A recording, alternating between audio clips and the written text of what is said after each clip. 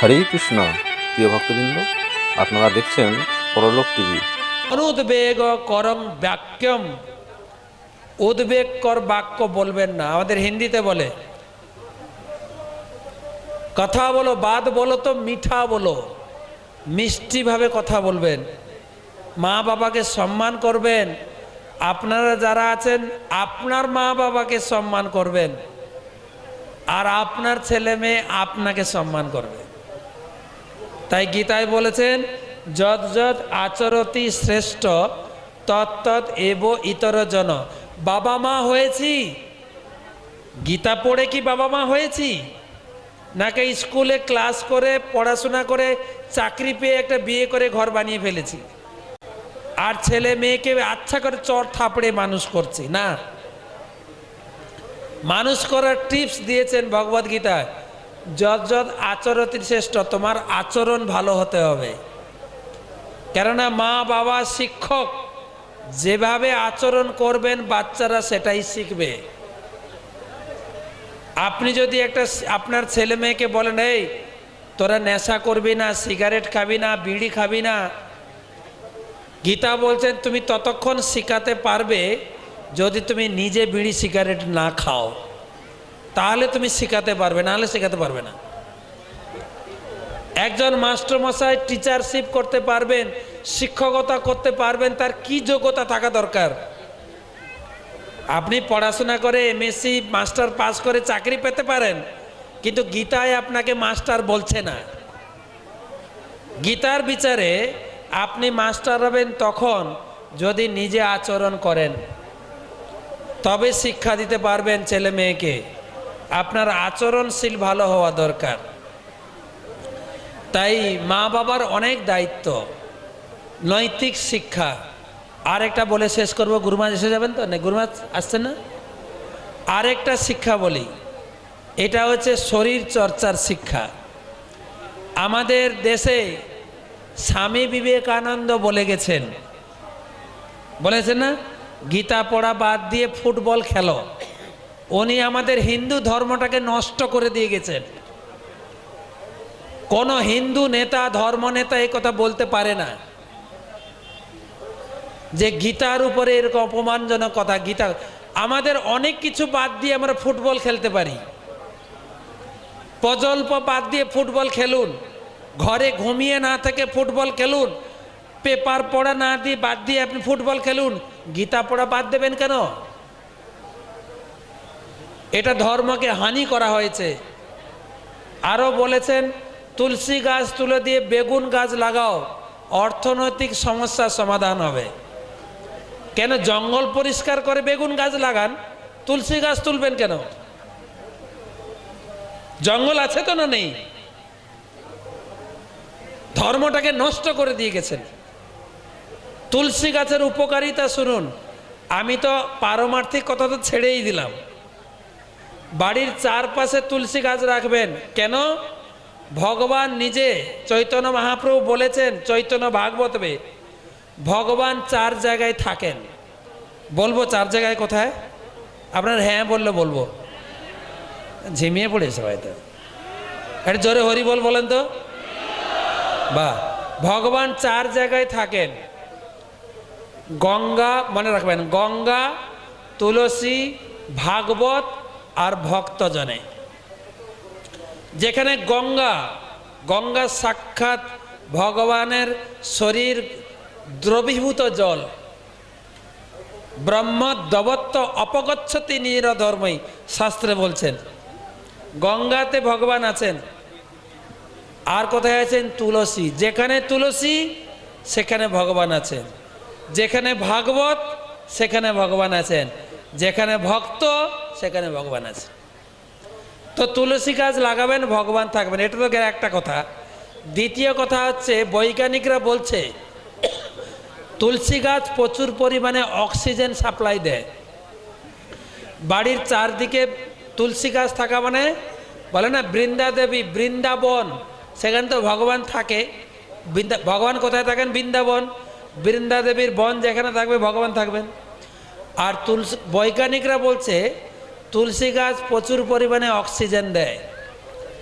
যে অক্সিজেন যে অক্সিজেন, প্রভু বলছেন বট গাছের থেকেও বেশি, যে অক্সিজেন আপনার বাড়িতে কোনোদিন কারো শ্বাসকষ্ট হবে না, এই একটা বড় চিকিৎসা। চারিদিকে তুলসী গাছ রাখবেন। আর উনি কিনা বলেছেন তুলসী গাছ তুলে বেগুন গাছ লাগা, হায় রে সমাজ। তো তুলসী গাছ, এটা শরীর চর্চার কথা বলি, যে আপনি গীতা পড়ে কিভাবে জানবেন কি শরীর চর্চা করতে হয়। একটা বিখ্যাত শ্লোক আপনি মনে রাখবেন, 6ষ্ঠ অধ্যায় 17 নম্বর শ্লোক, 6-এর 17 শ্লোক। কি শ্লোকটা যেন? যুক্ত আহার বিহারস্য যুক্ত চেষ্টস্য কর্মসু যুক্ত স্বপ্ন ববোধস্য যোগ ভবতি দুঃখ। দুঃখ, আপনি খাওয়া দাওয়া করবেন, খাওয়া দাওয়া করবেন যুক্ত, বেশিও খাবেন না কম খাবেন না। আমরা এই খাওয়া দাওয়া বেশি কম করি বলে আমাদের রোগ ব্যাধি হয়। ভগবান বলছেন তোমার যখন খিদা লাগবে তুমি অর্ধেক পেট খাবে, আর তার অর্ধেক থাকবে জল, তার অর্ধেক থাকবে বায়ু, তোমার কোনোদিন রোগ ব্যাধি হবে না। আমাদের গুরু মহারাজ বলতেন গীতায় খাওয়ার ব্যাপারে কি বলেছে জানো? কম খাবি তো বেশি খা, বেশি খাবি তো কম খা। তো আমরা জিজ্ঞেস, মনে রাখবেন, কম খাবি তো বেশি খা মানেটা কি, আর বেশি খাবি তো কম খা। আমরা জিজ্ঞাসা গুরু মহারাজ এটার মানেটা কি? উনি বলতেন বেশি খাবি তো কম খা মানে তুমি যদি বেশি দিন সুস্থ হয়ে থাকতে চাও, বেশি দিন ধরে খেতে চাও, কম কম করে খাও। বেশি খাবি তো কম কম খা, আর কম খাবি তো বেশি খা। বেশি খেয়ে খেয়ে তাড়াতাড়ি রোগ ব্যাধি হয়ে মরতে চাও তো বেশি বেশি খাও। এটা গীতার কথা। বলুন এটা ধর্মের কথা না, এটা শরীর চর্চার কথা। আমাদের বর্তমান একটা চিকিৎসা চলছে, বাংলাদেশে হোক ভারতে হোক, একটা চিকিৎসা চলছে দেখবেন। আপনি কি মোটা? আপনি কি, আপনার শরীর কি ওজন বেশি হয়ে গেছে? পেপারে দেখবেন, টিভিতে দেখবেন, বাসে দেখবেন, সব জায়গায় ফিতা মেপে দেখিয়ে দেবে 1 মাসে কত কিলো কমেছে, আছে না? কিন্তু একটা ডাক্তারখানায় লেখা আছে আপনাকে কোনো কিছু করতে হবে না, আপনি ঘরে বসে শুধু মাথা নাড়বেন, আপনার ওজন কমে যাবে। মাথা নাড়ুন একটু দেখি, সবাই সবাই সবাই মাথা নাড়েন। এই আমি যেরকম নাড়ছি মাথা নাড়েন একটু, মাথা নাড়ুন। আরে যাদের শরীর মোটা আছে তারা মাথা নাড়বেন, যাদের শরীর পাতলা আছে আরও পাতলা হয়ে যাবে, তো মাথা নাড়বেন। তো একটা লোক ওটা দেখে ডাক্তারখানায় ঢুকেছে, লেখা আছে আপনাকে কোনো মেডিসিন খেতে হবে না, ওষুধ খেতে হবে না, মাথা নাড়লে ওজন কমবে।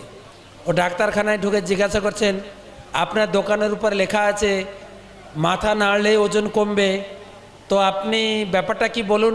আমি তো অনেক ওষুধ খেয়েছি, অনেক এক্সারসাইজ করেছি, ব্যায়াম করেছি, আমি অনেক জগিং করেছি, মর্নিং ওয়াক করেছি, আমার শরীরটা কমছে না।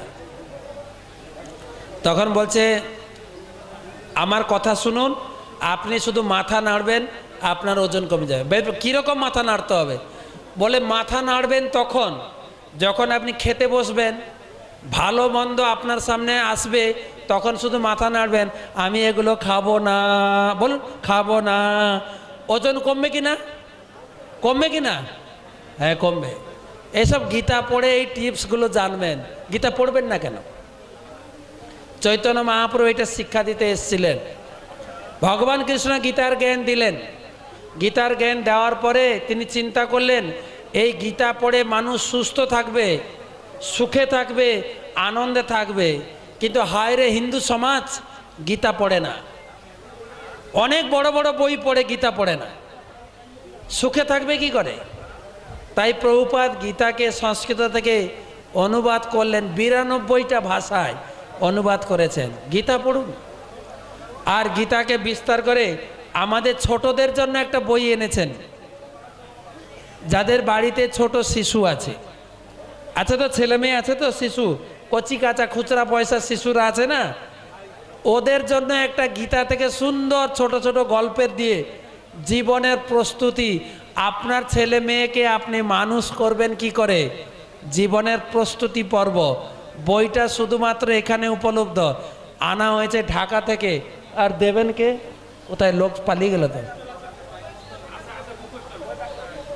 বইটা জীবনের প্রস্তুতি। আমাদের তো জীবন চলে গেছে, আমরা বুড়ো হয়ে গেছি, তাই না? এখন ছোটদের জীবনটা তৈরি করে দিয়ে যাই আমরা। তাই আমাদের গুরুবর্গ নিয়ে এসেছেন জীবনের প্রস্তুতি। এটা আপনার জন্য না, আমার জন্য না। কার জন্য? কার জন্য? ছোটদের জন্য। তাই চৈতন্য মহাপ্রভু বললেন, কৃষ্ণ গীতার জ্ঞান দেওয়ার পরে 1000 বছর অপেক্ষা করলেন, কেউ গীতা পড়ছে না। 2000, 3000, 4000, 4500 বছর পরে কৃষ্ণ চিন্তা করলেন, আমি গীতা নিজে উপলব্ধি করে পড়ে লোককে শেখাবো। তাই তিনি এলেন চৈতন্য মহাপ্রভু রূপে। তিনি শিক্ষা দিয়েছেন, যারে দেখো তারে কহ কৃষ্ণ উপদেশ। কৃষ্ণ উপদেশ মানে গীতা। যার সঙ্গে তোমার দেখা হবে তাকে গীতা পড়তে বলবে।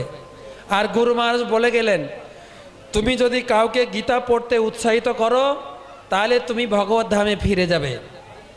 শুধু তাই না, ভগবানের খুব প্রিয় হবে। সেই চৈতন্য মহাপ্রভু এসেছিলেন আপনাদের এই সিলেট শ্রীহট্টে, মায়ের গর্ভে 4 মাস ছিলেন। তিনি আবির্ভূত হয়েছে নবদ্বীপ ধামে। তিনি নবদ্বীপ ধামে 24 বছর ছিলেন। কত বছর? তিনি জীবদ্দশায় 48 বছর ছিলেন। 24 বছর নবদ্বীপ ধামে কত লীলা করেছেন। আর আমাদের গুরু মহারাজ সকল ভক্তকে নিয়ে গৌর পূর্ণিমার আগে সবাইকে নিয়ে সেই ধাম পরিক্রমা করেন। 8 দিন আমরা বিভিন্ন জায়গায় রাত্রে নিবাস করি। গুরু মহারাজের শ্রীমুখ থেকে হরিকথা শ্রবণ করি। গুরু মহারাজের সঙ্গে আমরা কীর্তন করি। গুরু মহারাজ চেয়ারে বসে নাচতে থাকেন, নৃত্য করেন, আর ধুলাতে গড়াগড়ি করি। পুরো 7 দিন পরিক্রমা, নবদ্বীপ পরিক্রমা। খুব সুন্দর আনন্দ। দেশ বিদেশ থেকে, আমেরিকা থেকে, রাশিয়া থেকে লোক ভক্তবৃন্দ আসেন, লক্ষ লক্ষ টাকা খরচা করে নবদ্বীপ পরিক্রমা করার জন্য। বাংলাদেশ থেকে এখানে অনেক লোক নবদ্বীপ পরিক্রমা করেছেন। আপনাদের পুনরায় আমি আমন্ত্রণ জানাই, নেমন্তন্ন জানাই। আগামী 26 তারিখে মায়াপুরে আসবেন। 27 তারিখ থেকে পরিক্রমা শুরু, 5 তারিখে পরিক্রমা শেষ।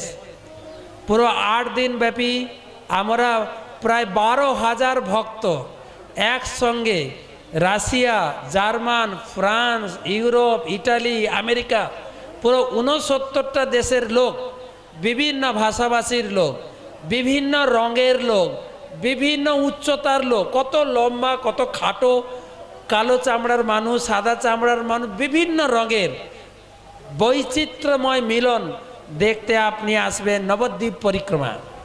9টা দ্বীপ। কালকে গুরু মহারাজ গদ্রুম দ্বীপের কথা বলছিলেন। প্রথম দ্বীপ হচ্ছে সীমন্ত দ্বীপ। প্রথম দ্বীপ সীমন্ত দ্বীপ। সীমন্ত দ্বীপ কেন নাম হলো? না, মাতা দুর্গা দেবী, মাতা দুর্গা তো কৈলাসে থাকেন। একদিন পার্বতী শুনছেন গৌরাঙ্গ মহাপ্রভু গৌরাঙ্গ গৌরাঙ্গ কীর্তন করছেন। গুরু মহারাজ গৌরাঙ্গ কীর্তন সুন্দর করেন। বলুন তো, গৌরাঙ্গ জোরে, গৌরাঙ্গ গৌরাঙ্গ গৌরাঙ্গ। তো শিবজি গৌরাঙ্গ গৌরাঙ্গ কীর্তন করছেন। তখন পার্বতী বলছেন, প্রভু আপনি ভগবানের অনেক নাম কীর্তন করেন, কৃষ্ণ, মুকুন্দ, গোবিন্দ, নারায়ণ, রাম, কিন্তু গৌরাঙ্গ নাম তো আমি কোনোদিন শুনি নাই। এ গৌরাঙ্গ নাম কত মধুর। এই নাম শুনে মনে হচ্ছে তিনি কত দয়ালু, তিনি কোন ভগবান। তখন গৌরাঙ্গ মহাপ্রভুর কাহিনী শিবজি শুনিয়েছেন পার্বতীকে। আর পার্বতী শুনে শিবজি বললেন, এই গৌরাঙ্গ মহাপ্রভু অত্যন্ত দয়ালু অবতার, তিনি কাউকে প্রাণে মারবেন না। ভগবান তো আসেন যুগে যুগে অসুর বিনাশ করার জন্য, ভক্তকে রক্ষা করার জন্য। নরসিংহদেব এসছেন, হিরণ্যকশিপুকে বধ করেছেন। রাম এসছেন, রাবণকে বধ করেছেন। কৃষ্ণ এসেছেন, কাকে বধ করেছেন? কংসকে বধ করেছেন।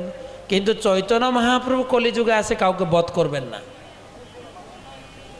তিনি কাউকে বধ করবেন না। কেন? যখন জগাই মাধাই নিত্যানন্দ প্রভুকে আঘাত করলেন, তখন চৈতন্য মহাপ্রভু সুদর্শন ধরলেন,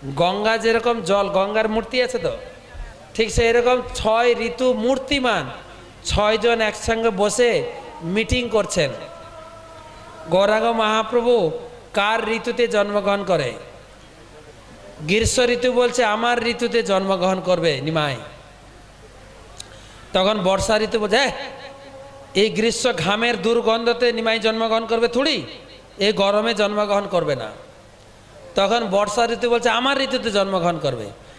তখন আরেকজন ঋতু গ্রীষ্ম শরৎ ঋতু বলছে দেখ এই প্যাচপেচে কাদাতে নিমাই জন্মগ্রহণ করে নাকি না।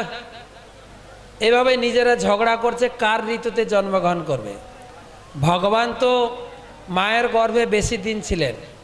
আমাদের মায়েরা গর্ভবতী হয়, ডাক্তার বলে দেয় কবে বাচ্চা প্রসব হবে, তাই না? কিন্তু উনি তো ছিলেন ভগবান, ডাক্তার কি করে বলবেন উনি কখন আসবেন? তাই তিনি নিজের ইচ্ছাতে জন্মগ্রহণ করেছেন। মায়ের গর্ভে তিনি বেশি দিন ছিলেন, 13 মাস ছিলেন মায়ের গর্ভে। তাই ঋতুরা নিজেরাই জানেন না কার ঋতুতে জন্মগ্রহণ করবে, তাই ঋতুরা ঝগড়া করছেন। তখন বসন্ত ঋতু তিনি উঠে বললেন